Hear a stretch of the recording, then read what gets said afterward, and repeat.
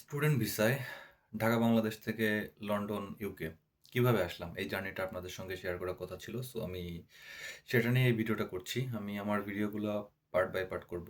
Part 1, part 2, part 3 এভাবে। So আজকের পর্বটা হচ্ছে প্রথম পর্ব।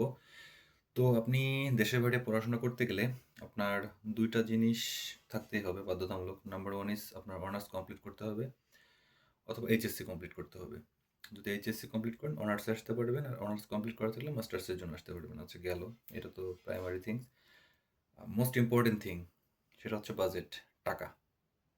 আমি অনার্সেরটা জানি না ঠিক, মাস্টার্সে যেহেতু আমি আসছি, সো মাস্টার্সের জন্য আপনি যদি অ্যাপ্লাই করেন ইউকের যে কোনো ইউনিভার্সিটিতে, আপনার ইনিশিয়ালি বাজেট 20 লাখের উপরে থাকতে হবে।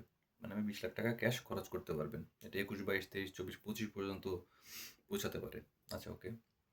এরপরে হচ্ছে আপনার একাডেমিক রেজাল্ট আসবে। আপনার প্রত্যেকটা ইউনিভার্সিটি কিছু ক্রাইটেরিয়া থাকে যে এত সিজিপিএ থাকতে হবে, এরকম আর কি।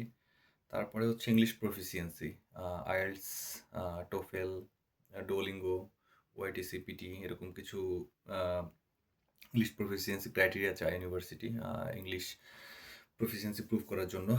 এমওআইও অনেক ইউনিভার্সিটি অ্যাকসেপ্ট করেন, যেমন আমি হচ্ছে এমওআই দিয়ে আসছিলাম, এই বিষয়ে পরে বলবো। সো এটা একটা ব্যাপার। এরপরে আপনার লাগবে আপনার পাসপোর্ট, ডকুমেন্ট হিসেবে আপনার এনআইডি, আপনার বাবার এনআইডি, মায়ের এনআইডি, আপনার academic certificate, marksheet plus certificate original, আপনার যদি জব করেন রেফারেন্স লেটার অর্গানাইজেশন থেকে, জব এক্সপিরিয়েন্স লেটার, আর ব্যাংক স্টেটমেন্ট। ব্যাংকে একটা সার্টেন অ্যামাউন্ট অফ মানি দেখাইতে হয় ভিসার জন্য অ্যাপ্লাই করার জন্য। সো ইনিশিয়ালি হচ্ছে স্টার্ট আপে এই ডকুমেন্টসগুলো থাকলে আপনি ইনিশিয়ালি আপনি যে কোনো একটা যে কোনো এজেন্সিতে গিয়ে অ্যাপ্লাই করতে পারবেন। এখন যেটা বলছি, এই সব কিছু করার আগে আপনারা নিজেরাই, আমি কোনো এজেন্সি সাজেস্ট করব না। আর আপনি যদি খুব বেশি এক্সপার্ট হয়ে থাকেন সেক্ষেত্রে আপনি নিজেই অ্যাপ্লাই করতে পারেন। বাট নিজে অ্যাপ্লাই করার চাইতে এক্সপার্ট এজেন্সি অনেক আছে বাংলাদেশে, ঢাকায়, চট্টগ্রামে, সিলেটে। তো আপনারা নিজেরাই জিনিসটা নিয়ে রিসার্চ করবেন যে কোন এজেন্সিটা ভালো, কোনটা খারাপ, কাদের কাজ ভালো। ফেসবুকে অনেক গ্রুপ আছে ইপি স্টাডি নিয়ে। সো এখান থেকে সাজেশন নিয়ে আপনাদের বেস্ট একটা এজেন্সি চুজ করবেন, যেটার মাধ্যমে আপনারা আপনাদের কাজ প্রসেস শুরু করবেন।